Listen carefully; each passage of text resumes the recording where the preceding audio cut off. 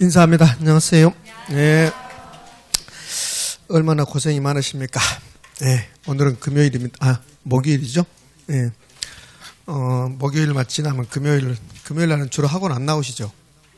잘 나옵니까? 그러구나. 어느 분들은 나는 주 4일이야 그러면서 목요일까지 나온다고 하시는데, 자, 오늘은요, 투자 이론 해볼 겁니다. 감정평가, 아니. 부동산과 결혼은 총 8개 파트로 나누는데, 투자 이론을 가장 어렵다고 말하시는 분들이 많아요. 그래서 그만큼 어려운 것 같아요. 그래서 지금 처음 들어가는 과정이니까 처음 듣는 말들이 너무나 많이 나올 거예요. 그러니까 어려울 겁니다. 그러면 제가 오늘 한 두 가지 정도만 이거는 반드시 알고 가야 됩니다. 그거만 하라고요. 나머지 것은 자, 한번 듣고 저런 게 있나 보다 하시라고. 처음 듣는 건데 너무 힘드니까 계속 이런 것만 있나 보다. 그래서 이거 할까 말까 그렇게 고민하지 마시고 어차피 시작했잖아요. 그러니까 한번 해보는 거야.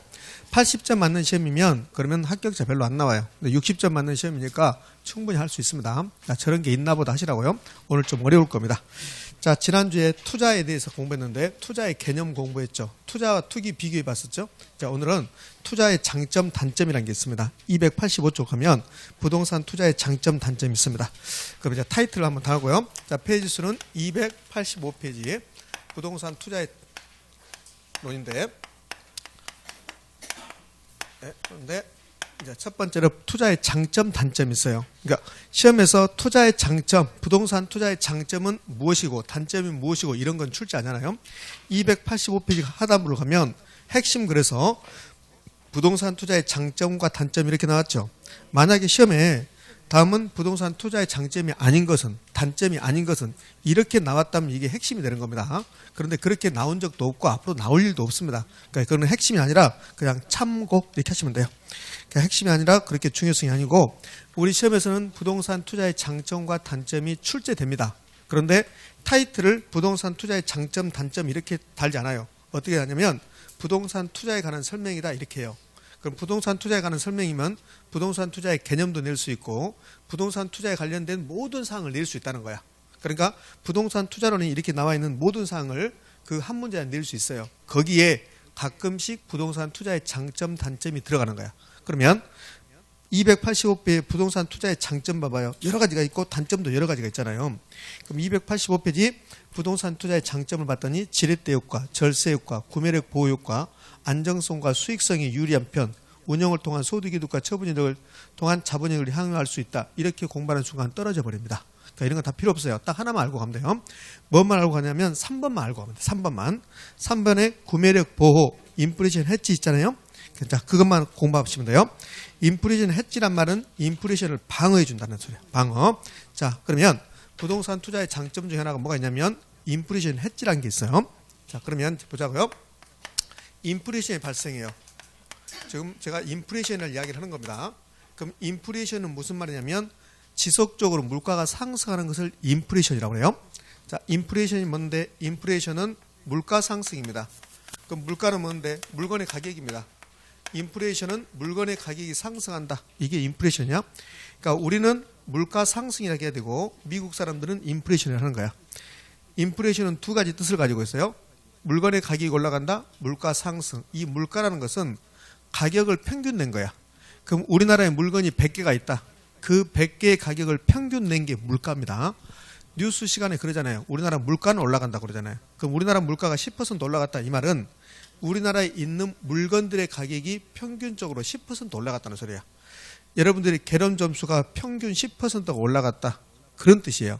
그럼 평균 10% 올라갔다. 그럼 한 사람 한 사람 전부 다 10% 올라가면 그러면 10% 결혼 점수가 올라가잖아요. 그런 뜻입니다. 그러니까 물가 상승은 물건의 가격이 올라갔다는 소리야. 그럼 물건의 가격이 올라가면 돈의 가치는요 떨어져요. 그러니까 머릿속에 물건의 가치와 물건의 가격과 돈의 가치는 반대로 간다. 이제 이게 있어야 돼요. 그러니까 돈의 가치를 뭐라고 합니까? 화폐 가치라고 하죠. 화폐 가치. 그러니까 화폐 가치가 하락. 이게 인플레이션이에요. 자, 이거는 시험에 나오는 게 아니에요. 이걸 시험에 나오는 게 아니라 자, 부동산에 투자했단 말은 돈을 가지고 있다는 소리입니까? 물건을 가지고 있다는 소리요? 물건을 가지고 있다는 소리야. 물건. 그러면 자, 인플레이션이 발생을 하게 되면 지금 얘는 인플레이션이라는 뜻입니다. 그럼 인플레이션이 발생했습니다. 또 10%의 인플레이션이 발생을 했어요. 그럼 10% 인플레이션이 발생했단 말은 물건의 가격은 10% 올라갔다는 소리고 돈의 가치는 10%가 떨어졌다는 소리야. 자, 그러면 인플레이션이 10% 발생할 것 같다. 이렇게 예상되면 현금을 보유하는 경우하고 현금을 보유하지 않고 부동산에 투자하는 경우를 한번 비교해 보자는 소리입니다. 자, 그럼 현금 보유하고 있으면 돈을 가지고 있으니까 인플레이션 10%만큼 화폐 가치가 떨어져요. 그러면 이건 화폐 가치가 떨어지는 거죠. 가치가 떨어져 버린다. 그런데 부동산에 투자한다면 내가 10억짜리 부동산을 샀어요. 그럼 부동산의 가격도 10%가 올라가는 겁니다. 그러면 10억이 얼마가 되냐면 11억이 되는 거야. 그러면 인플레이션이 발생하기 전에 10억하고 인플레이션이 10% 발생했을 때 11억하는 가치가 똑같게 되는 거야. 자, 내가 현금을 가지고 있었습니다. 10억을 가지고 있었어요. 그러면 인플레이션이 10% 발생하면 그대로 10억이야. 10억이면 10억의 가치가 10% 떨어져 버린다고요.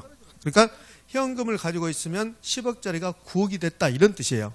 그런데 부동산을 사면 10억짜리가 11억이 되는 거예요. 그러면 11억이 됐으면 이 11억은 인플레이션이 발생하기 전에 10억하고 똑같은 거야. 그럼 결국은 인플레이션이 발생할 걸 예상되면 현금 가지고 있는 게 유리하냐 부동산을 가지고 있는 게 유리하냐 그 말이에요. 그러면 인플레이션이 발생할 것 같으면 부동산을 사면 화폐 가치가 떨어지는 것을 막아주는 거야. 그걸 구매력 보호 효과라고 해요. 여기 화폐 가치, 이 화폐 가치, 돈의 가치가 뭐가 되냐면 돈의 가치란 것은 물건을 사는 힘이라고요. 우리 주머니에 돈을 많이 가지고 있으면 왜 좋냐면 주머니에 돈을 많이 가지고 있으면 그 주머니가 막 빵빵해지는 게 아니라 그 돈 가지고 물건을 살 수 있다는 거잖아요. 그래서 오빠 나 똥 하나 사줘. 그래 너 똥 하나 사줄게. 이렇게 되잖아요. 그 똥은 뉘비똥이잖아요. 이렇게 되는 거예요. 그렇잖아요. 이렇게. 그러니까 이 화폐 가치란 것은 구매력입니다. 구매력. 구매력은 물건을 사는 힘이라고요. 그러면 인플레이션이 발생했다. 화폐 가치가 떨어졌다. 구매력이 떨어지는 거라고요. 구매력이 이렇게 감소하는 거예요. 이렇게. 인플레이션은. 근데 부동산을 사버리면 10억짜리가 11억이 됐어요. 그러면 이 11억은 인플레이션이 발생하기 전에 얼마요? 10억하고 똑같은 거야. 그럼 화폐 가치가 떨어졌어요? 안 떨어졌어요? 안 떨어졌죠. 이걸 구매력 보호 효과 이렇게 표현한 거야. 자, 그래서 부동산에 투자한다면 구매력을 보호해 주는 거야. 구매력을 보호해 준다는 소리는 화폐 가치가 떨어지는 것을 막아주는 거야. 이것을 인플레이션 해지 이렇게 한다고요. 그러니까 부동산 투자의 장점은 여러 가지가 있어요. 이런 것도 부동산 투자의 장점이야. 내가 부동산을 가지고 있으면 뭔가 안정감이 있어요. 긍지가 있고 나 건물주야 이렇게 하잖아요. 그게 부동산 투자의 장점이에요. 그것뿐만 아니라 이런 것도 부동산 투자의 장점이요. 후손에게 안정적인 재산을 물려줄 수 있다. 이것도 부동산 투자의 장점입니다. 그런데 그런 거 다 필요 없어요. 그런 거 안 나오고 부동산 투자의 장점에서는 이게 나와요. 이게 주로 나옵니다. 그러니까 부동산 투자의 장점이 나온다면 이거 하나 정도만 기억하시면 돼요. 자, 그러면 부동산에 투자하면 화폐 가치 하락을 방어해 준다. 화폐 가치 하락을 막아준다. 구매력 보호 효과가 있다. 인플레이션 해지 효과가 있다. 되셨습니까? 어느 거지? 자, 이것뿐만 아니라 부동산 투자의 장점 중에요. 소득이득과 자본이득을 누릴 수 있죠. 자본이득이라는 것은 시세 차익이 발생한다는 거야. 그 봐요. 10억이라는 돈을 은행에다 예금했어요. 그럼 이자 빼고 계속 10억이야. 10억이라는 돈을 은행에다 예금했습니다. 그러면 1년에 10% 이자를 주기로 약속했어요. 그럼 이자는 1억씩 발행하죠. 그러나 1년이 지나간다 하더라도 원금은 1억. 그것도 2년이 지나가도 원금 1억. 1000년이 지나간다 하더라도 원금은 계속 1억입니다. 10억이죠. 10억 저금을 한다고 했으니까. 그런데 부동산을 사봐요. 부동산을 사면 내가 10억짜리 부동산 샀습니다. 1년 동안 영업을 통해서 돈 벌었죠. 그런데 1년 후에 그게 12억, 13억이 될 수 있잖아요. 그러면 10억짜리가 12억이 됐다? 그럼 2억만큼 시세차익이 발생했다. 그럼 은행에다 예금하면 이런 시세차익이 있어요? 없어요? 없잖아요. 그런데 부동산에 투자한다면 시세차익이 발생한다. 그걸 학문적으로 자본이득을 획득한단 말이에요. 그럼 부동산에 투자한다면 돈을 두 가지로 형태로 번다. 영업을 통해서 소득이득, 그 다음에 시세차익, 그것을 자본이득. 이것도 부동산 투자의 장점이에요.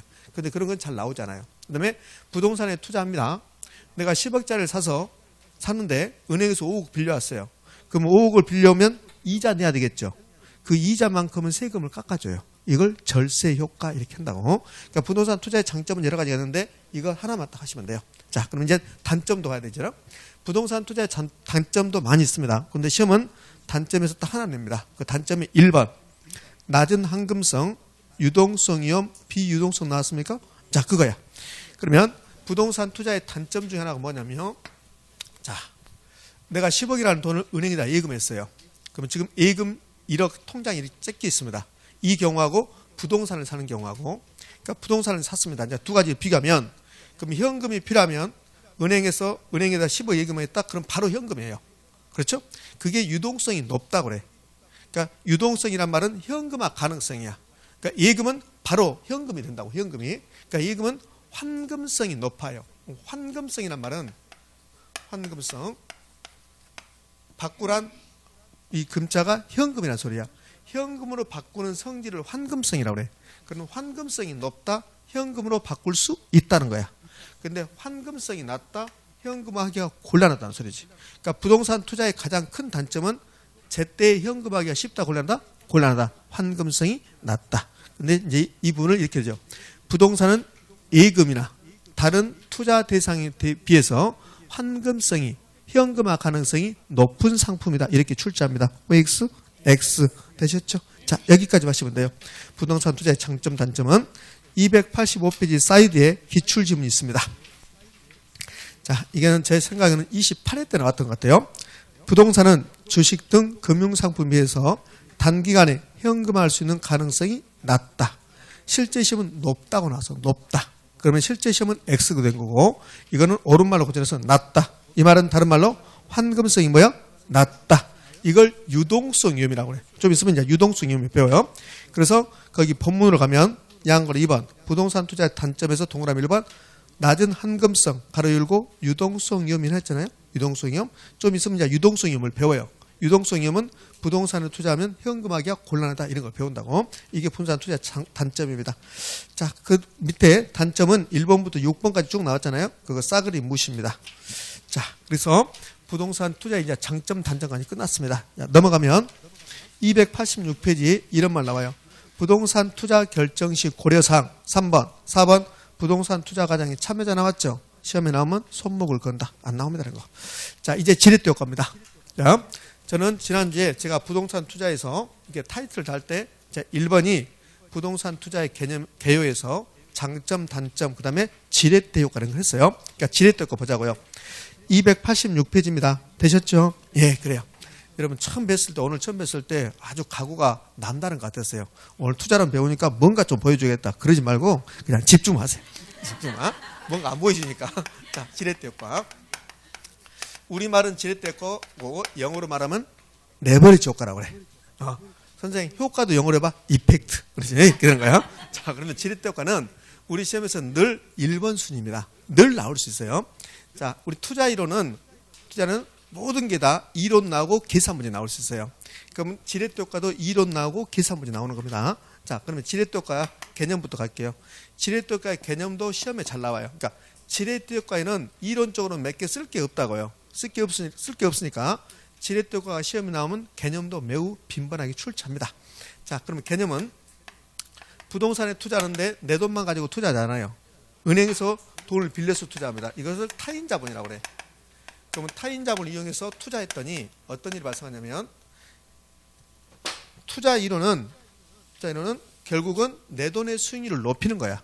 내가 돈 벌기 위해서 투자하는 거라고요. 그러니까 타인 자본을 이용해서 투자했어요. 그랬더니 어떤 일이 발생하냐면 내 돈의 수익률. 내 돈을 뭐라고 합니까? 자기 자본이라고 하죠. 자기 자본 수익률의 변화를 초래하는 거. 이걸 지렛대 효과라고 그래요. 타인 자본 이용해서 투자했더니 자기 자본 수익률의 변동을 초래했다. 이걸 지렛대 효과라고 하는데, 그런데 이 투자 이론이 힘든 이유는 타인 자본라고 하면 될 텐데 이것하고 똑같은 말들이 많이 나와요. 그러니까 타인 자본은 다른 말로 부채입니다. 부채. 그러면 지렛대 효과는 부채를 이용해서 투자해서 자기 자본 수익률의 변동을 초래하는 거. 자, 부채, 차입금. 그럼 은행에서 돈 빌렸다.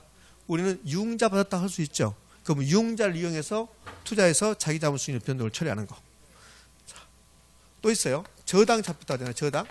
그러면 저당을 이용하여 투자해서 자기 자본 수익률 변동을 처리하는 거. 이걸 뭐라 한다? 지렛대 효과라고 한다. 자, 여기 있는 말 다 시험에 출제했습니다. 지렛대 효과는 타인 자본 이용했다. 지렛대 효과는 부채를 이용하여. 지렛대 효과는 차입을 통하여. 지렛대 효과는 저당을 이용하여. 이렇게 냈습니다. 그러면 전부 다 옳은 말입니다. 이걸 실생활로 할게요. 우리 실생활으로. 우리 실생활에서는 지렛대 효과가 전세를 끼고 주택을 사는 경우입니다. 전세 끼고 주택을 샀더니 주택 가격이 올라갔습니다. 그러면 내 돈의 수익률이 높아지거든요. 막 이런 경험이 있을 겁니다. 자, 중개업자하고 좀 친분이 있어요. 근데 중개업자가 급히 연락 왔습니다. 전화를 안 받았더니 문자 보냈어요. 급히 연락 주세요. 이렇게. 전화했더니 뭐라냐면 순이 엄마 돈 가지고 있지. 왜요? 지금 5억짜리 단독주택 하나 났는데 그런데 전세가 4억이 끼어 있어. 1억이면 살 수 있어. 이거는 약 6억, 7억 정도 받을 수 있는데 금매로 5억짜리 나온 거야. 그러면 내 돈 1억이면 전세 4억을 끼고 5억짜리 주택을 살 수 있는 거죠. 샀습니다. 사서 바로 주택 가격이 올라가는 거야. 바로. 그러면 5억 주고 사고 내 돈은 1억밖에 안 들어갔어요. 남의 돈 4억을 요. 전세금은 내 돈이 아니잖아요. 그래서 주택 가격이 바로 올라갔습니다.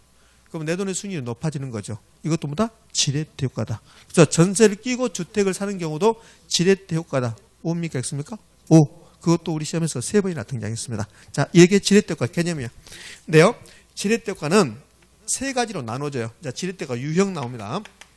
3가지인데, 자, 여기서 지렛대 효과를 명확하게 여러분이 인식하기 위해서는 사례를 가지고 계산 문제를 풀어봐야 돼요. 근데 지금 계산 문제 하면 그럼 여러분 너무 힘들잖아요. 그러니까 계산 문제 하지 않고 그냥 한번 느껴보시라고요. 그러면 그냥 느낄 수는 있어요. 자, 유형은 3가지로 나눠집니다. 타인 자본 이용해서 투자했습니다. 그러면 자기 자본 수익률의 이제 변동을 처리한다 했잖아요. 자기 자본 수익률. 근데 이 자기 자본 수익률의 변동이 처리한단 말은 자기 자본 수익률이 언제나 높아진다는 건 아니에요. 자기 자본 수익률이 오히려 떨어질 수도 있다는 거야. 자기 자본 수익률의 변동이라는 변화는 높은 것도 변동이고 낮아지는 것도 변동이란 말이에요. 그렇죠? 그래서 이제 지렛대 효과가 이제 3가지가 나온다고요. 자, 정의 지렛대라는 게 나와요. 그러면 정의 지렛대는 느낌상 자기 자본 수익률이 높아지는 겁니까? 떨어지는 겁니까? 높아지는 거라고. 그래서 이제 정의 지렛대는 자기 자본 수익률이 높아지는 건데 어느 경우에 정의 지렛대가 나오냐면 자, 총 자본 수익률이라는 게 있어요. 제가 늦게만 보시라겠습니다. 그러니까 이런 것들은 계산 문제를 통해서 이제 증명을 제가 해 보여야 돼요. 근데 지금 그거 안 된다는 소리예요. 총 자본 수익률이 있고 은행에서 돈 빌려오면 차익금리가 있게요. 차익금리. 그러니까 간단해요. 뭐가 간단하냐면 은행에서 1년에 0.001%로 돈 빌려온다 이봐요. 그러면 거저 빌려온 거거든요. 그러면 그 돈을 이용해서 투자한다면 내 돈의 수익이 높아질까 떨어질까? 높아지겠죠. 느낌상. 맞잖아요. 자, 반대로 은행에서 돈 빌려오는데 이자율을 1년에 57% 주기로 했어요.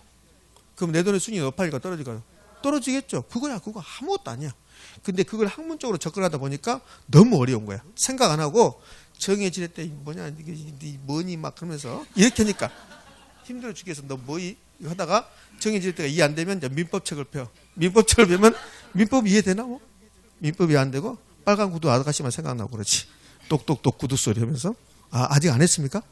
원장님 좀 있으면 그 노래 해요. 똑똑똑 구두 소리 원장님이 빨간 구두 아가씨랑 한다고 이렇게 딱 그것밖에 생각이 안 나는 거야. 민법책 받아 보면 그럼 민법이 지겨우면 이제 결혼할까 공법까지 이제 공법 가면 정말 짜증나지. 이렇게 되는 거야. 그러니까 이걸 그대로 접근하면 안 되고 제가 어떤 말을 하고 있는가 그게 중요한 거야. 그러니까 지금은 자주 들으시라고. 지금은 집에 가서 책 봐도 잘 모르면 가서 들으시라고. 동영상을 들어서 뭐라고 하고 있는가, 뭐라고 말하고 있는가 그게 중요해요. 그러면 이제 느낌상 그냥 계산하지 않아도 금방 알 수 있잖아요. 그러면 차익금리하고 총자본수익이라고 비교를 통해서 이제 지렛대 효과가 정이 될 수도 있고 부가 될 수 있어요. 정의 지렛대는 내 돈의 수익이 높아지는 경우고 부의 지렛대는 내 돈의 수익이 낮아지는 경우고. 그러면 상식이잖아요. 은행에다 돈을 많이 금리를 이자율을 많이 주기로 하고 빌려오면 그러면 은행 이자만 주다 판나야 되잖아요. 그럼 내 돈의 수익률이 떨어질 수밖에 없잖아요. 그럼 이제 봐요. 반대로 총 자본 수익률이 10%예요. 근데 은행에서 5%를 빌려온대요. 이렇게. 그러면 은행에서 1억을 빌려왔어요. 1억을 빌려와서 투자했습니다. 자, 잘 봐요. 자, 총 자본 수익률이 10%입니다. 은행에서 1억을 빌려왔어요. 투자했어요. 그러면 얼마 벌어요? 다 생각해봐. 은행에서 1억 빌려왔죠. 총 자본 수익이 10%죠. 그럼 1억을 투자하면 10%를 번다는 소리야. 그럼 1,000만 원 버는 거죠. 근데 은행에다 이자 얼마 줘야 돼요? 500 줘야 돼요. 5%니까. 1억 빌려왔잖아요. 1억 빌려왔는데 이걸 투자해서 총 자본 수익이 10%니까 1,000만 원 버는 거야. 그럼 여기서 10%가 수익률이니까 1,000만 원을 벌어요. 1,000만 원을. 근데 은행 이자는 5%잖아요. 그럼 이자는 얼마죠? 500 주는 거야. 그러면 차익이 500 있죠. 그게 내게 된 거예요. 내 거. 그럼 내돈의 수익이 높아지는 거죠. 이걸 정해지랬더라고. 아무것도 아니라니까. 어쩔 땐 짜증나. 이런 거 배워야 되냐고. 그지? 그래서 정해질 때는 차익금리보다 총자본수익이 높을 때, 차익금리가 총자본수익보다 낮을 때, 이렇게 되면 자, 나중에 증명하겠지만 총자본수익률은 안 바뀌어요. 이는 그대로 있어요. 안 바뀌어요. 안 바뀌고 내돈의 수익률, 자기자본수익률이 높아져요. 높아져서 총자본수익률보다 자기자본수익률이 높아지는 경우가 나타난다고요. 이걸 정해지랬더라고 그래요. 정해질 때. 자, 벌써 인상 안 좋아졌다. 나도 몰라. 나는 네 눈빛 보면 애처로워 죽겠어. 그래서 진도가 안 나가. 그냥 가버릴까. 네 눈빛 안 보고 그냥 갈까요? 그렇지. 진도 안 나가니까 안 보고 막 해버려요. 저 영롱한 눈빛을 그냥 갈 수 없지. 그냥 진도 안 나가니까. 자, 중립질의 때는 총자본수익이 10%, 차익금리도 10%야. 그래서 같아요. 그럼 1억 빌려오면 1,000만 원 벌었어요. 근데 은행에다도 1,000만 원 줘야 돼. 이자가 10%니까. 그럼 나에게 떨어진 게 있어요, 없어요? 없죠. 내 돈의 수익률이 변화 있다, 없다? 없다. 그걸 중립질했더라고요. 그러면 중립질의 때는 총자본수익률과 차익금리가 똑같으면 그러면 총자본수익률, 자기자본수익률 똑같아져. 자기자본수익률 변동하지 않으니까. 자, 이제 부의질의 때. 부의질의 때는 이제 반대, 정의질 때 반대야. 총자본수익률이 10%야. 근데 은행에서 급전을 빌려와. 20% 주기를 하고. 20%. 그래서 차익금리가 높아. 그러면 만약에 이게 차익금리가 20%다. 그러면 총자본수익 10%다. 그럼 1억을 빌려서 1,000만 원 벌어요. 근데 은행에다는 2,000만 원 줘야 돼. 그럼 내 돈을 깎아줘야 돼. 그럼 내 돈의 수익이 떨어지는 거지. 그럼 총자본수익과 자기자본수익 비교하면 자기자본수익이 떨어져요. 그래서 총자본수익이 더 높아져요. 여기 총자본수익률이 자기자본수익보다 크다 작다 이게 중요한 게 아니라 자기자본수익이 높아지냐 떨어지냐 이게 중요하다고. 이게 얼추 이해되시죠? 그러니까 이걸 이제 완벽하게 제가 증명하기 위해서는 이제 1월 2월 과정에서 제가 사례를 가지고 이야기를 한다고요. 예, 계산하면서 그러면 명확해져요. 근데 그거 계산하지 않는다 하더라도 얼추 보면 그렇게 될 수밖에 없겠구나 그런단 말이에요. 3번 같은 게 해당되는 거가 사채 쓰는 거야. 사채. 누구나 사채가 이자율이 비싸다는 거 알죠. 그러나 자금이 없으니까 돌아가기 위해서 어쩔 수 없이 내 이윤을 깎아가면서 기업체가 돌아가기 위해서 사채를 쓸 수밖에 없단 말이에요. 20%를 빌려와요. 사채로. 형님 식사하셨습니까? 그때 그 사채야 이게. 예? 그러면 20% 빌려와서 영업해봐야 10%밖에 돈을 못 벌어요. 그러면 은행에다 이제 사채이들한테 20원 주려면 내 돈 10%를 깎아야 돼요. 자기 자본수익이 떨어지는 거지. 이걸 부의 지렛대라고 그래요. 자, 이게 이제 지렛대과 유형인데요. 이 차익금리라고 나오면 좋을 텐데 차익금리하고 똑같은 말이 또 있어요. 그럼 차익금리하고 똑같은 말이 이거는 차입이자율이라고 할 수 있겠죠. 대출이자율이라고 할 수 있겠죠. 차익금리, 차입이자율, 대출이자율이잖아요. 맞죠? 그럼 이제 대출이자율이라고 쓸 수 있겠네. 그 다음에 이 대출이 저당 잡혔다 이렇게 하거든요. 그래서 저당 이자율 이렇게 불러요. 저당 이자율. 그런데 저당 이자율은 빌리는 사람, 나가 은행에서 빌렸다. 나는 차입자죠. 차입자 입장에서는 저당 이자율이야. 그럼 내가 신한은행에서 5%로 돈을 빌렸어요. 나는 이자율이지만 은행은 뭐가 돼요? 수익률이야. 수익률. 그래서 이걸 저당 수익률이라고 이렇게 표현한다고요. 그럼 여기다가 차익금리 자리에다가 저당 수익률이라고 써도 상관없다는 거야. 그러면 정해질 때란 총자본 수익률보다 저당 수익률이 낮을 때 발생한다. 됐습니까? 네, 이렇게. 자, 그러면 여기 이제 시험지문 갑니다. 시험지 이렇게요.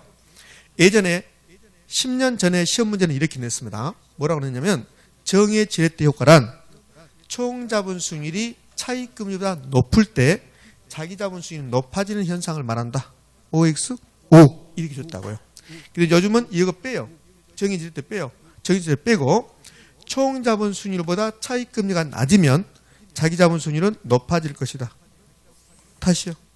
총자본 수익률보다 차익금리가 낮으면 이번엔 낮으면 총자본 수익률보다 차익금리가 낮다. 그러면 총자본 수익률이 높다. 이때는 자기자본 수익률이 높아질 것이다. OX, O 이런 식으로 출제하는 거예요. 자, 그럼 반대로 총자본 수익률보다 차익금리가 높으면 자기자본 수익률은 떨어질 것이다. 맞죠? 네, 그게 뭐예요? 부의 지렛대. 자, 그러면 여기 정의 지렛대 낼 겁니다. 10년 전에 이렇게 냈죠. 정의 지렛대 효과란 총 자본수익률과 차익금리가 똑같을 때를 말한다. OX. 이건 정의 아니라 중립이죠? 네, 그러면 중립지렛대라 이렇게 나오죠. 이제 중립지렛대란 총 자본수익률과 차익금리가 같을 때를 말한다. OX. O. 그렇죠? 근데 요즘은 뭐라고 하냐면 이렇게 돼요. 중립이라는 말 빼요. 중립이라는 빼고 뭐라 하냐면 총 자본수익률과 차익금리가 똑같으면 자기 자본수익에 영향을 미치지 않는다. O. 자기 자본수익 변화가 없잖아요. 그렇죠? 영향을 미치지 않나. 이렇게 출제합니다. 이게 이제 지렛대효과 유형이야. 그럼 지렛대효과 유형이고 이제 세 번째가 뭐가 나오냐면 지렛대효과를 분석하기 위해서는 여기 자기 자본수익률을 계산할 수 있어야 돼요. 그러니까 지렛대효과에서 총 자본수익률, 차익금리, 자기 자본수익률 이렇게 세 가지 수익률이 나오거든요. 그럼 여기 총 자본수익률 계산 문제는 절대 안 나와요. 그다음에 차익금리를 뭐 계산하는 문제가 나올 수가 없죠. 차익금리는 그냥 주어지는 거니까. 그래서 자기 자본수익률 계산 문제는 이제 물어본다고요. 29회 때, 그러니까 작년이죠. 작년에는 이 자기 자본수익률 계산 문제를 물어본 거야. 27회 때도 자기 자본수익률 계산 문제 물어봤고 29회 때도 자기 자본수익률 계산 문제 물어봤고 그러니까 지렛대 효과는 두 가지 형태로 이렇게 이론이 나오거나 아니면 자기 자본수익률 계산 문제가 나오거나 되셨습니까? 네, 이렇게. 자, 하나 더 합니다. 여기 이제 3번. 이 3번이 매우 빈번하게 쟁점이 돼요. 그러니까 쟁점이 되는데 얘는 아직 이 위험, 부동산 투자 위험을 안 배웠기 때문에 이 부분은 지금 이야기는 좀 이해가 안 되는 부분이 있어요. 그럼 좀 이따 다시 이야기할 건데. 자, 그러면 일단 여기 타인자본 이용합니다. 그럼 지렛대 효과는 타인자본 이용하지 않으면 지렛대 효과 있어요, 없어요? 없죠. 그건 타인자본 이용했어요. 타인자본 이용하면 그러면 세상 만사는 좋은 게 있으면 나쁜 게 있는 거야. 언제나 좋을 줄 알아요. 언제나 쾌락을 즐기다 보면 그 뒤편에는 점수는 떨어진다는 거. 그러잖아. 그러니까 모든 세상은 동전과 앞면, 뒷면처럼 그러니까 명암이 있는 거지. 그러면 타인자본 이용했습니다. 그러면 좋은 점이 뭘까요? 좋은 점은 자기 자본수를 높일 수 있어요. 그러니까 타인자본 이용하면 좋은 점은 지렛대 효과가 기대돼요. 지렛대 효과가 기대됩니다. 이 지렛대 효과가 기대된단 말을 자기 자본수를 높일 수 있다 그래요. 수익률을 높일 수 있다. 물론 타인 자본 이용하면 자기 자본은 떨어질 수 있죠. 그런데 자기 자본이 떨어질 것 같으면 타인 자본 이용하지 않겠죠. 그래서 타인 자본 이용한다면 좋은 점은 지렛대 효과가 기대된다. 자기 자본수를 높일 수 있다 그래요. 맞죠? 그럼 나쁜 점은 좀 있으면 이게 끝나고 나면 부동산 투자 위험이라는 거 배워. 자, 위험에서 뭐가 있냐면 은행 돈을 빌려왔습니다. 그게 타인 자본 이용한 거죠. 그럼 은행 돈 빌려오면 갚아야 돼, 안 갚아야 돼? 갚아야 되죠. 그럼 못 갚을 수도 있겠죠. 그렇잖아요. 경기가 나빠서 부동산 운영이 잘못되면 못 갚을 수도 있죠. 그러면 도망 다니고 파산해야 되잖아요. 그걸 금융적 위험이라고 그래. 그러니까 타인 자본을 이용하면 은행 돈을 갚아야 되는데 어떤 이유로 은행 돈을 못 갚을 수 있다는 거야. 그걸 금융적 위험이라고 그래. 그러면 타인 자본 이용하면 금융적 위험이 있는 거고 타인 자본 이용하지 않으면 금융적 위험이 없는 거라고요. 그럼 타인 자본 이용하면 좋은 점은 지렛대 효과가 기대된다. 그러면 이제 나쁜 점은 금융적 위험 등 투자 위험은 증가한다, 감소한다? 증가한다. 엄청 잘 내요. 엄청. 이거 엄청 잘 냅니다. 그런데 그럴싸하게 포장해서 나옵니다. 어떻게 나오냐면 타인 자본 이용하면 자기 자본 수익률을 높일 수 있어서 여기까지 옳은 말이야. 투자 위험은 감소한다. 이렇게 출제해요. 의미가 있습니까? X. 그럴듯하죠? 예, 네, 그럴듯하잖아요. 타인 자본 이용하면 자기 자본 수익률을 높일 수 있어서 금융적 위험 등 투자 위험은 감소한다. 이렇게 출제. OX, X, X. 자, 수익을 높이려면 위험을 부담해야 돼요. 그게 위험과 수익의 비례관계야. 그게 부동산 투자 이론에서 가장 먼저 나온 위험과 수익의 비례관계 이렇게 나오는 거야. 자, 여기까지가 지렛대 효과. 자, 그러면 지렛대 효과 볼 건데요. 286페이지 의 지렛대 효과 보면 타인으로부터 빌린 차익금, 부채, 타인 자본을 지렛대 삼아 자기 자본 수준의 진폭을 크게 한 것을 말한다. 의미 됐습니까? 예, 그래요. 자, 2번이 여기야. 거기 2번이 여기 3번이라고. 거기 2번, 의의 2번이 3번. 의의 2번은 별표.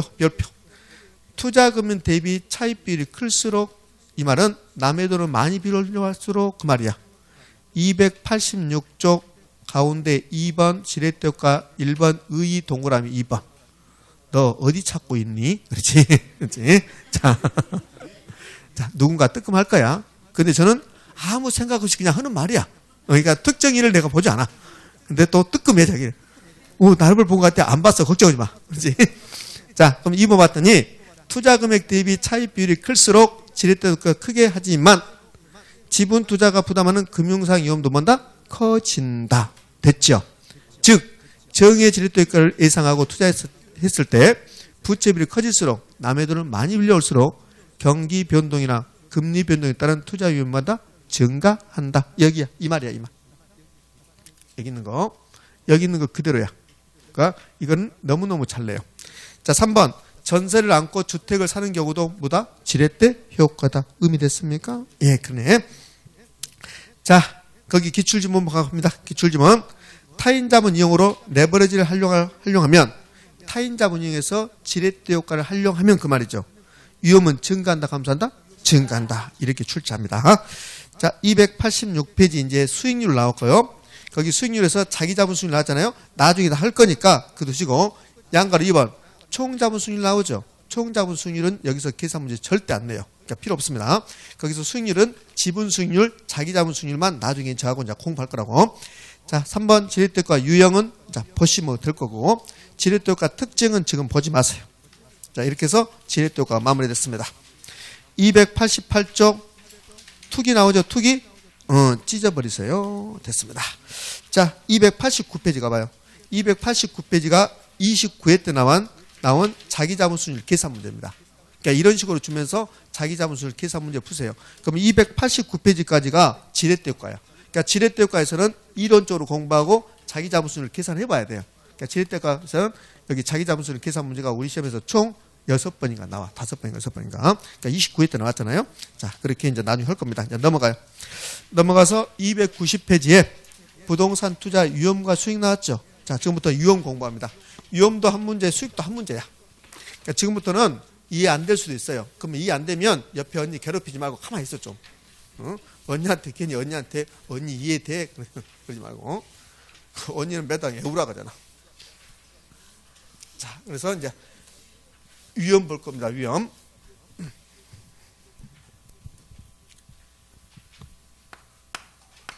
자, 지금부터 제가 위험의 개념을 설명할 건데 개념은 시험에 안 나와요.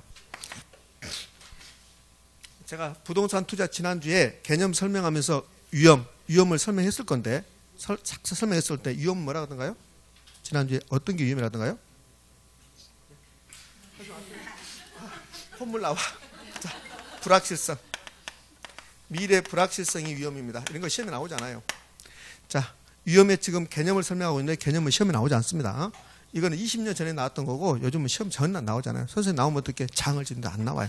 자, 그러면 위험이 뭐가 위험이냐면 이제 기대수익률이라는 게 있어요. 기대수익률. 기대수익률 이걸 다른 말로 기대치라고 그래. 어떤 의미냐면요. 이런 부동산이 있어요. 그럼 내가 이 부동산에 투자한다면 기대되는 게 있다고요. 이 부동산은 한 10% 수익이 나올 것 같다. 그러면 기대되는 수익률이 10%였습니다. 이 기대되는 수익률이 10%가 변동할 가능성. 그걸 위험이라고 그래. 그럼 내가 기대했던 건 10%인데 꼭 10% 나오라는 보장은 없잖아요. 그래서 12%가 나올 수도 있고 8%가 나올 수도 있죠. 그러면 10%에서 12% 나왔다. 10%인데 8% 나왔다. 그러면 내가 기대했던 것에서 벗어났잖아요. 이 기대했던 것에서 벗어날 가능성을 위험이다 이렇게 해요. 리스크 이렇게 한다고요. 그럼 이제 기대 수익률은 10%였는데 실현 수익률, 실제 수익률이 이렇게 나올 수 있단 말이에요. 자, 1번 15% 나올 수도 있고 2번 10%가 나올 수도 있고 3번 5%가 나올 수도 있고 이거 시험에 나오지 않습니다. 자, 그러면 불확실성이란 말은 내가 기대했던 것에서 벗어나는 거야. 그걸 위험이라고 한다고. 그럼 10% 기대했는데 실현 수익률 10%가 났어요. 그럼 불확실성이 있습니까? 없습니까? 없죠. 불확실성을 위험. 불확실성이 없으면 뭐라고 해요? 무위험. 이런 경우는 무위험이라고 해요. 무위험. 자, 그러면 10%를 기대했는데 실현 수익률이 5%가 나올 수도 있겠죠. 이건 불확실성이 있죠. 그럼 이거는 위험입니까? 무위험입니까? 위험. 그런 것을 위험이라고 한단 말이에요. 그러니까 불확실성을 위험이라고 한다고. 불확실성. 여러분이 내년에 10월 31일 날 시험 봐서 다 합격하셔야 되지만 합격하라는 보장은 100% 없잖아요. 그게 불확실성이에요. 그러니까 내가 합격할 수도 있고 합격 안 할 수도 있고. 그게 이제 불확실성이잖아요. 만약에 여러분들 이제 중개사 자격증을요. 1년 동안 학원 수업을 성실하게 들으면 다 합격증 준다. 그럼 불확실성이 아니지. 100% 합격할 거니까. 그러니까 얼추 이해되시죠? 자, 그게 이제 위험이야. 그러면 내가 기대했던 건 10%인데 5%밖에 안 나온대요. 위험입니까? 무위험입니까? 위험이야, 위험. 위험입니다. 자, 이제 잘 생각하세요. 내가 기대했던 건 10%인데 실현 수익률이 15%가 될 수도 있어요. 위험입니까? 위험이 아닙니까? 위험하다가 아닙니까? 위험입니까? 이렇게 하지. 위험일까? 위험 아닐까? 내가 생각했던 것에서 벗어날 가능성. 그렇지, 그렇지. 나는 10% 생각했는데 15% 나올 수 있잖아. 내가 생각해서 벗어났잖아. 나는 70점 맞으려고 했는데 90점 맞았다. 그거 위험이야. 불확실성이라고. 이러니까 공부가 어려운 거야. 우리 생각은 다 이것만 위험처럼 느껴져. 근데 이것도 위험이라는 게 짜증나잖아. 그렇지? 그러니까 여러분 생각을 버리라니까. 여러분 생각 버리면 정답이야, 지금은. 그러니까 3월 달까지는 여러분 생각을 버려. 그러면 다 점수가 맞는 거야. 그러니까 첫 번째 모의고사 3월 달에 보잖아. 모르겠으면 생각하고 다르게 3번 찍고 싶으면 5번 찍어. 그러면 돼. 처음에는. 그렇죠? 근데 그 문제가 3번 찍고 싶으면 3번 답이 아니야, 절대로. 근데 5번이냐 4번이냐 둘 중 하나지 이제. 그거 잘 찍어야 돼. 그게 안 되는 거지. 그러니까 실제로 제가 예전에 학교 다닐 때 저도 그런 거 해봤어요. 찍어도 안 맞잖아. 내가 생각했던 번호에다 2를 더해. 그럼 내가 3번 생각했다? 그럼 2를 더해서 5번. 선생님 그럼 5번 생각했다? 그럼 2번이지 뭐. 뭐 이렇게 봤어. 그러니까 1번을 찍고 싶다 그러면 3번. 그래도 안 돼. 그래도. 그래서 그 다음 시험은 좋아. 이번에 1을 빼. 그럼 3번 찍고 싶다. 1을 빼서 2번. 이렇게. 그래도 안 돼. 걔까지가 그렇게 안 되더라고. 자, 이것도 위험이야. 위험. 이것도 위험입니다. 자, 이건 시험에 나온다 안 나온다? 안 나온다. 안 나온 걸 왜 하고 지랄이야지. 근데 어쩔 수 없이 해야 되는 거. 아, 이게 이제 이런 개념이란 소리니까 이렇게. 자, 그러면 여기서 매우 중요한 거 알고 와야 돼요. 자, 제가 은행에다가 10억을 예금했어요. 근데 은행이 신한은행에서 뭐라 하냐면 이자율을 10% 주기로 약속을 했어요. 그러면 내가 10억을 예금하면서 내가 기대수익은 몇 퍼센트입니까? 10%죠. 그러면 1년이 흘러가요. 1년이 흘러가면 은행은 10% 줍니까? 안 줍니까? 주죠. 그럼 위험이 있습니까? 없습니까? 없죠. 그래서 은행에다 예금하면 무위험 이렇게 한단 말이에요. 그래서 예금이 무위험 자산이라고 한다. 무위험 자산. 그러면 예금은 위험을 부담하지 않았죠. 수익이 높아요, 낮아요? 낮죠. 위험을 부담하지 않으면 수익이 낮을 수밖에 없죠. 그럼 봐요. 예금이라는 것은 내가 위험을 부담하지 않고 1년이라는 시간이 흘러가면 이자를 주게 돼 있어요. 자, 제가 신한은행에다 예금하는데 10억을 예금하는데 신한은행에서 1년간 이자를 10% 주기로 했어요. 그럼 제가 한 달 예금하고 가서 10% 주세요. 이러면 줍니까 안 줍니까? 이자 안 줘요. 한 달치만 준단 말이에요. 그러면 이 은행 이자율이라는 것은 수익률인데 그런데 시간이 흘러가만 주는 거야. 1년이 흘러가야만 1년치 이자를 준다고요. 그럼 한 달만 흘러갔다 한 달치 이자만 준다고요. 의미 아시죠? 그럼 은행 이자율은 위험이 있다 없다? 없다. 무위험이라고. 그 다음에 뭐가 흘러가야 돼요? 시간이 흘러가야 돼. 그래서 은행 이자를 뭐라고 하냐면 시간의 대가라고 그래. 시간의 대가. 의미 아셨습니까? 시간의 대가. 좀 있으면 시간의 대가란 말 나와. 이렇게 했는데도 모르겠다. 어쩔 수 없어. 민법에 치우치시라고. 이렇게 안 되면 결혼 안 되니까 민법에 치우치시라고. 자, 이런 것들은 이제 무위험 자산. 여기서 시험에 나올 것은 하나도 없습니다. 자, 그러면 위험의 개념이 끝났어요. 자, 위험의 종류. 유형.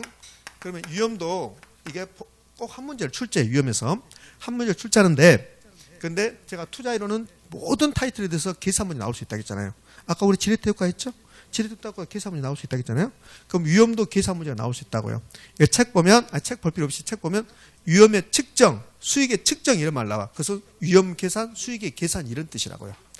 이제 위험의 측정도 나오고 이렇게 나와. 그러니까 위험에서 여러 가지 타이틀을 배우는데 위험의 유형 시험에 잘 나오는 편이야. 위험이 한 문제 출제되는데 이건 안 내. 불확실성은 안 낸다고 개념은. 그러면 위험이 한 문제가 출제되면 위험의 유형도 지문 5개 중에 들어가는 거야. 그다음에 위험의 계산 문제 낼 수도 있고. 자, 나중에 위험 처리 방법이라는 거 있어요. 그러니까 위험에서는 위험 처리 방법이 가장 중요하긴 한데 오늘은 그런 게 안 돼요. 안 되고 이제 위험의 유형을 한번 볼 거예요. 그럼 부동산 투자하면 위험이 여러 가지가 있는데요. 근데 한 5가지 정도 우리 이제 공부하고 가야 돼. 근데 오늘은 한 3가지 정도만 해볼게요. 자, 책 293쪽 가봐요. 293쪽을 가면 그러면 하단부에 위험의 유형이라고 해서 핵심이 났죠. 그건 핵심이야. 그건 핵심이고 이제 292쪽 가면 하단부에 위험의 유형 나왔잖아요. 그걸 지금 이제 설명할 건데 위험의 유형은 292쪽부터 해서 293쪽까지 5가지 상이 나왔어요. 그 5가지 중에서 시험에 잘 나오는 것은 가장 잘 나오는 것이 292페이지 하단부의 금융적 위험. 이게 가장 시험에 잘 나와요. 근데 아까 금융적 위험은 보셨잖아요. 타인자본 이용해서 남의 돈 갚지 못할 위험을 금융적 위험이라고 한다. 아까 이거 지워진데 배웠잖아요. 자, 그런 건데. 자, 그러면 3가지만 보고 갈 겁니다. 5가지 중에서 잘 나온 건 3가지입니다. 사업상 위험이 있어요. 사업상 위험. 이 사업상 위험은 3가지 위험. 자, 5개 중에서 잘 나온 게 3가지인데 그 3가지 중에서도 잘 안 나와. 그래요? 그러니까 이 사업상 위험은 아주 잘 나온 상황이라는 거. 이 사업상이란 말이 무슨 말이냐면 우리 이런 말 잘 써요. 나 사업상 어쩔 수 없이 모임에 참가할 수 없다. 그런 말 하죠. 그러니까 그 사업상 어쩔 수 없이 참가할 수 없다. 그 사업상이야. 선생님 나는 무슨 말인지 모르겠다. 그렇죠. 모르는 말 모르죠. 자, 봐요. 내가 10억이라는 돈이 있습니다. 그러면 이 10억이라는 돈을 은행에다 예금해요. 그러면 은행에다 예금하면 사업하지 않는 거죠.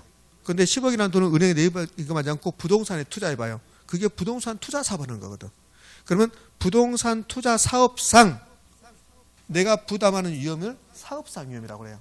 자, 10억이라는 돈을 은행에 예금했습니다. 그럼 부동산 경기가 좋든 나쁘든 나하고 상관없어요.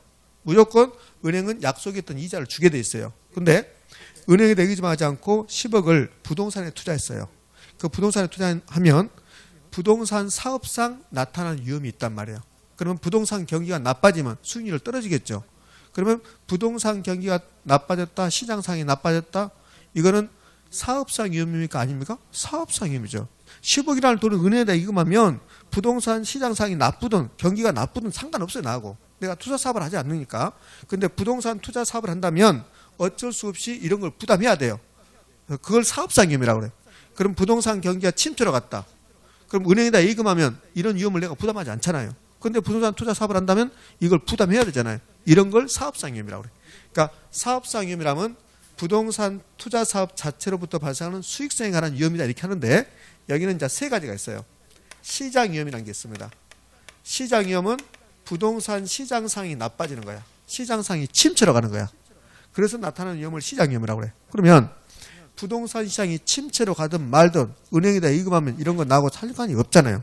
그러니까 부동산 투자 사업을 한다면 어쩔 수 없이 부담한다. 이게 시장 위험. 자, 그 다음에 부동산 투자 사업을 한다. 운영합니까? 안 합니까? 하지요. 부동산 투자는 취득 운영 처분이잖아요. 운영한다? 영업한다는 소리야. 근데 영업을 잘못해요. 영업 경비가 너무 많이 들어가고 우리 부동산에는 임차인들이 잘 안 와요. 영업 잘못하고 있죠. 그럼 운영을 잘못하면 불확실성이 나타나겠죠. 이걸 운영위험이라고 그래. 자, 그 다음에요. 부동산을 사는데 검단에 사야 돼. 검단. 내가 검단에 샀어야 했는데 김포에 샀습니다. 그러면 입지 선정을 잘못한 거야. 맞잖아요. 그래서 입지 선정을 잘못해서 나타날 수밖에 없다는 거야. 부동산 투자 사업은. 왜? 못 움직이니까. 만약에 부동산이 움직인다면 김포에 샀는데 그런데 별로 수익성이 낮아진다. 그러면 검단으로 가져오면 돼. 근데 그렇게 할 수 있다 없다? 없다. 자, 그럼 봐봐요. 10억이라는 돈을 신한은행에 저금하는데 김포에다 저금하든 검단에 저금하든 이자율은 똑같죠. 그러나 10억짜리 부동산을 김포에 사느냐 검단에 사는가에 따라서 수익률이 달라질 수 있죠. 그러면 부동산 투자 사업을 한다면 위치 선정을 잘해야 된다. 잘못하면 불확실성이 나타난다. 근데 은행에 예금할 때는 뭐 서울이든 부산이든 똑같잖아요. 위치 선정이 필요 없는 거지. 근데 부동산 투자 사업을 한다면 위치 선정을 잘못해서 나타나는 불확실성을 위치적 위험이라고. 위치적 위험. 자, 이걸 사업상 위험을 합니다. 이제요. 두 번째가 이제 금융적 위험이야. 금융적 위험은 남의 돈을 빌려와서 갚지 못할 위험을 금융적 위험이라고 해. 그럼 타인 자본 이용해서 이용했습니다. 그래서 원리금을 갚아야 되는데 원리금을 상환하지 못한 거. 원리금을 상환하지 못할 그런 일이 발생할 수 있다. 채무 불이행의 위험. 이걸 금융적 위험이라고 합니다. 근데 금융적 위험의 개념이 나오는 게 아니라 이제 여기서 뭐가 나오냐면 그러면 타인 자본을 이용해서 원리금을 갚지 못할 위험이 금융적 위험이라면 타인 자본을 많이 이용하면 많이 이용할수록 금융적 위험은 커진다 작아진다? 커진다. 그 타인 자본을 많이 이용했단 말을 다른 말로 부채 비율이 높다, 대부 비율이 높다 이렇게 한다고요. 그러면 금융적 위험은 커진다. 자, 이걸 반대로 해석합니다. 반대로 해석하면 타인 자본을 이용하는데 타인 자본을 조금 이용했다, 부채 비율이 낮다, 대부 비율이 낮다. 그러면 금융적 위험은 낮아진다. 그러면 금융적 위험을 아예 없애버립시다. 금융적 위험을 없애버리려면 타인 자본 이용하지 않는다면 전액 자기 자본이라면 금융적 위험이 있다 없다? 없다. 그걸 내는 거예요. 자, 전액 자기 자본이다. 그러면 금융적 위험이 있다 없다? 없다. 이렇게. 원리금 상한 이렇게 하면 안 되겠다. 여러분들 그러면 헷갈리겠다. 자, 금융적 위험. 금융적 위험 없어질 것이다. 자, 아까 이거 어디서 나왔습니까? 지렛대 효과. 지렛대 효과는 타인 자본을 이용했다. 그래서 자기 자본을 높일 수 있다. 그럼 여기 부동산 투자 위험에서 타인 자본과 관련된 위험이 금융적 위험이거든. 그럼 타인 자본 이용하면 무슨 위험이 나타난다? 금융적 위험이 나타난다. 그래서 타인 자본 이용한다면 지렛대 효과가 기대되지만 금융적 위험 등 투자 위험도 많다 증가한다. 이렇게. 자, 세 번째는 아까 부동산 투자의 단점 중에 환금성이 낮다고 그랬죠. 환금성이 낮다. 그러면 내가 10억을 은행에다 예금했어요. 근데 현금이 필요합니다. 바로 현금이야. 은행 예금은. 근데 부동산 투자했습니다. 10억짜리를 샀어요. 현금하고 싶어요. 현금하고 싶으니까 팔라고 내놨습니다. 바로 팔릴 수도 있지만 일반적으로 부동산은 잘 팔려 안 팔려? 안 팔리지. 그게 환금성이 낮다는 거야. 그것을 유동성 위험이라고. 유동성 위험. 자, 유동성 위험에서 유동성이란 말의 의미. 이 유동성이란 말의 의미는 현금화 가능성이야. 현금화 가능성. 그럼 현금화 가능성이 높으면 유동성이 높은 거라고. 그럼 유동성이 높으면 유동성 위험은 낮은 거라고. 다시요. 현금화 가능성을 유동성이라고 그래. 유동성 위험이 아니라 유동성은 현금화 가능성이야. 그러면 현금화 가능성이 낮으면 유동성 위험이 높은 거 되는 거라고. 자, 현금화 가능성이 낮다, 유동성이 낮다, 유동성 위험이 높다 이렇게 되는 거지. 의미 되셨나요? 이렇게. 자, 그러면 부동산은 환금성이 낮잖아요. 환금성이 낮다. 현금화 가능성이 낮다. 그래서 어떤 일이 발생하냐면 내가 10억짜리를 현금화 하는데 은행에다 10억을 예금했습니다. 바로 이 10억이 현금이야. 근데 부동산을 사면 이걸 팔라고 내놨는데 그냥 팔리면 좋은데 잘 안 팔려요. 근데 나는 급해요. 빨리 현금화 시켜야 되겠어요. 그래서 10억짜리를 1억 깎아서 9억에 내놨어요. 안 팔려요. 8억 안 팔려. 7억 안 팔려. 6억에 팔기는 자존심이 허락치 않아. 그래서 이제 6억에 안 팔고 7억에 이제 고사하고 있는데 중개업자가 연락 옵니다. 사장님 6억 5천에 살 사람이 있습니다. 그래요. 그런데 6억 5천 이상은 안 될 것 같습니다. 중개업자 그래요. 중개업자 농가는 이제 넘어가는 거야. 넘어가요? 그래서 6억 5천에 그래 알았어요. 팔게요. 그래요. 6억 5천에 파는데 그것은 중개업자가 사는 거야. 중개업자가. 그래서 중개업자가 그거 사서 이제 한 3개월 후에 어떻게 해서 팔았어요. 그럼 중개업자는 10억짜리를 6억 5천에 사서 그걸 10억 받겠다고 해버리면 그럼 중개업자 자기 전 내놔야 돼. 그거는 빨리 팔아야지. 그러잖아요. 10억짜리인데 6억 5천을 자기가 어떻게 해서 마련했잖아요. 그럼 회전을 해야 되잖아요. 그러면 9억이라도 빨리 팔아버려야지. 그러면 10억짜리를 자기가 6억 5천에 사서 9억에 팔았습니다. 2억 5천 벌었잖아요. 그래야 되죠. 그러면 또 10억 받겠다고 자기도 뺏기고 있으면 그거 안 팔리잖아요. 빨리빨리 회전해야 되니까. 자, 그러면 봐요. 자, 이제 이 부동산 소유자 입장에서는 현금화하고 싶은데 현금화가 안 돼서 내가 파는 과정에서 3억 5천을 손해보는 거야. 10억짜리가 6억 5천 받았으니까 이걸 시장가치 손실 가능성이라고 그래. 그러니까 부동산은 환금성이 낮기 때문에 현금화 과정에서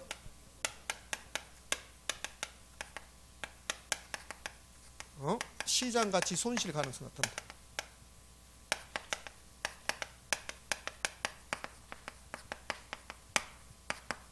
이걸 유동성 위험이라고 합니다. 자, 그럼 이걸 달리 표현해 볼게요. OX 하기 바랍니다. 유동성 위험이란 전 부동산 소유자가 원하는 시기에 부동산을 팔지 못할 위험을 말한다. OX, O. 똑같은 말입니다. 원하는 시기에 팔지 못하는 것도 유동성입니다. 의미 됐습니까? 예, 그래요. 자, 이제 293쪽에 그런 내용들이 있으니까 보기를 바라고 거기 기출지문 2개 중에서 밑에 기출지문 갑니다. 293쪽 밑에 기출지문 투자자가 대상 부동산을 원하는 시기에 현금화하지 못할 가능성을 한다. 유동성임에 해당한다. 됐지요? 자, 그다음에 294쪽 가봐요. 294쪽에 가면 총위험이라고 나왔죠. 그 총위험은 좀 있으면 다시 나와요. 다시 나올 겁니다. 자, 그러면 위험이 끝난 게 아니고 이제 295페이지 수익률 나와서요. 수익률 나오고 좀 있으면 또 위험이 나와요. 위험이. 그러면 어디로 가냐면 수익률을 계속 설명하다가 우리 책 300페이지를 한번 가볼게요. 300페이지를 가면 하단부에 위험 처리 방법과 관리 방법 나왔죠. 거기다 별표 3개 하세요. 위험에서는 그 부분이 가장 중요해. 그 부분이 가장 중요한데 오늘은 수업하지 않습니다. 자, 오늘 수업하는 순간 언니 나는 결혼 안 될 것 같아. 그래요. 그러니까 이거는 지금 하지 않을 거니까 자, 볼 필요 없어요. 그럼 오늘은 지금 첫 번째 시간에 위험의 종류 공부했다고 생각하시면 돼요. 그다음에 부동산 투자의 장점, 단점 공부했다고 생각하시면 됩니다. 자, 정확히 10분 쉬었다요. 자, 수익률 공부할 겁니다. 자, 쉬었다 합니다.